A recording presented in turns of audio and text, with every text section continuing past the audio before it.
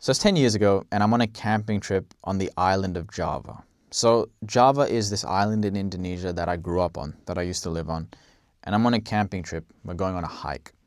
We're going on a hike, and we're on the lookout for this specific kind of animal. So in this area we were in, on the island of Java, there's this animal called the Javanese rhinoceros. And back then, when we were on the trip, the crazy thing about the Javanese rhinoceros, this is absolutely mind-blowing, there was about 26 of them left in the wild. So this animal that used to live all throughout Southeast Asia, the Javanese rhino, it was hunted to almost extinction for their ivory, I believe. So there's 26 of them left in the wild in this area that we're hiking in, and we're trying to spot one, because if we can see this species that's almost dead, that would be absolutely crazy.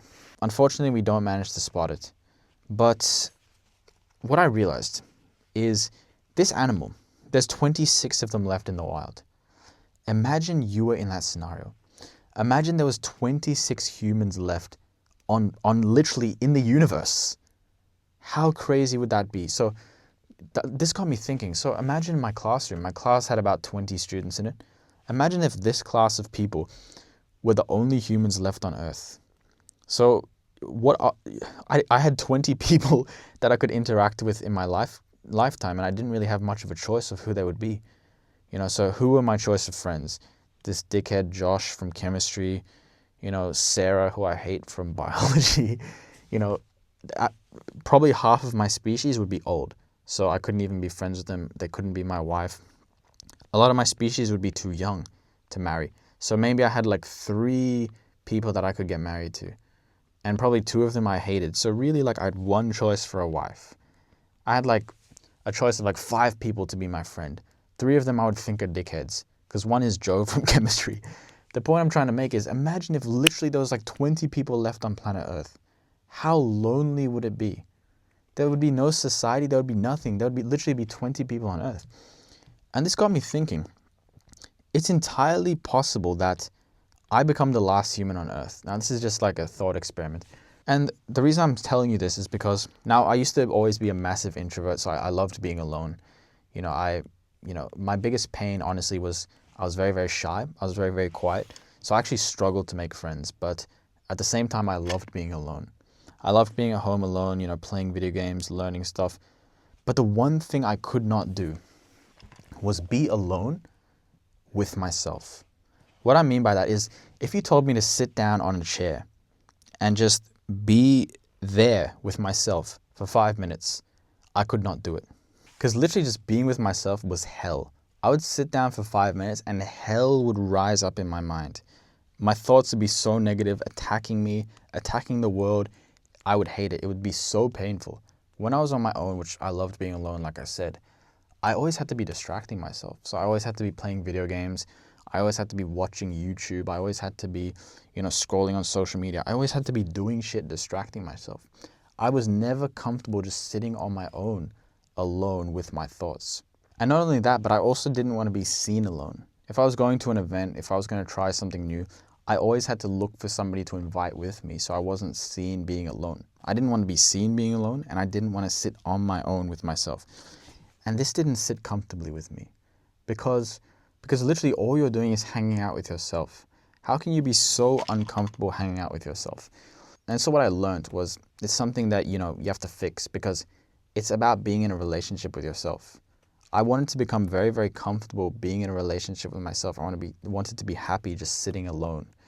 And I'm happy to say that I've reached the point where I actually love to be on my own now. If you told me to go into a room and literally just sit there and stare at my wall for 2 hours, I would be pretty happy to do that. I would be pretty happy to just go sit on my own for 2 hours. So I've kind of reached the point now where I really love being alone.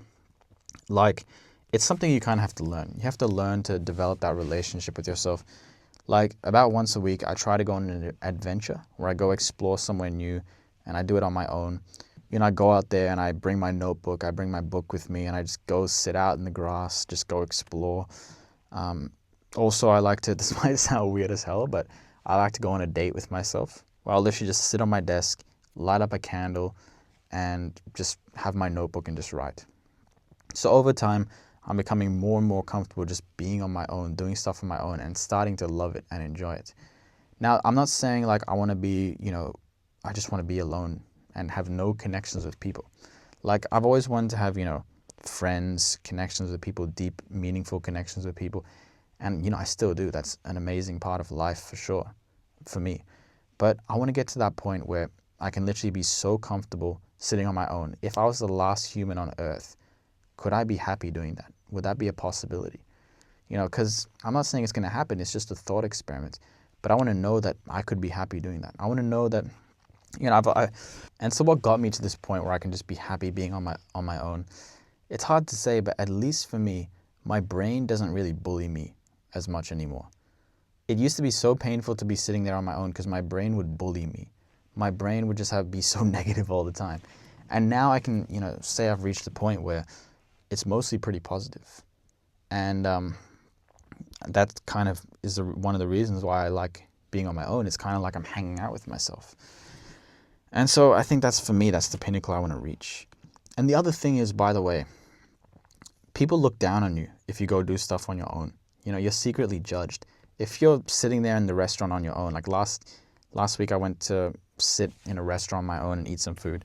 If you do that, we're all scared to do that because it's not normal. It's not normal to go sit in a restaurant and sit on your own because people think like, wow, this guy's so lonely. He has no friends. It's not normal to, when I first started going to university, I went to club events and I had no one to go with, which was fine because I wanted to go to these events on my own. These were like clubs that no one was interested in. But I had a bit of resistance going on my own. It was a bit difficult. I was nervous to do it because I thought like people would look at me and go like, is this guy really here alone? What a loser, right? So I think another big thing is we need to normalize doing shit on our own. You should be comfortable going out and going to a restaurant on your own, doing your own thing. So, okay, if you go to a restaurant and sit on your own, will you be judged? Maybe. Maybe some guys will give you 10 seconds of attention in their thoughts and judge you. But who cares, bro? Just go do it. We want to normalize this shit. And whenever we're changing, something and making it more normal, there's always going to be resistance. Whenever something changes in society for the good, people judge. There's always resistance to it. So we got to do it, and we got to not care about the judgment because someone needs to take the first step and embrace that judgment. So that needs to be us. We need to go out there, do shit on our own, and not care about being judged because someone needs to take the lead. Someone needs to take the first step to normalize this shit. So why not us? Having friends is an amazing part of life and everything, but I want to be able to be good on my own as well. And so that's something that I'm slowly learning to do more and more. And that's it. Just wanted to share my thoughts on this. Adios, amigos. Adios, amigos. Quiero que tengas un buen día. Can you say that? Tener un buen día. Have a good day in Spanish. Okay, I guess you can say that. Que tengas un buen día. Adios.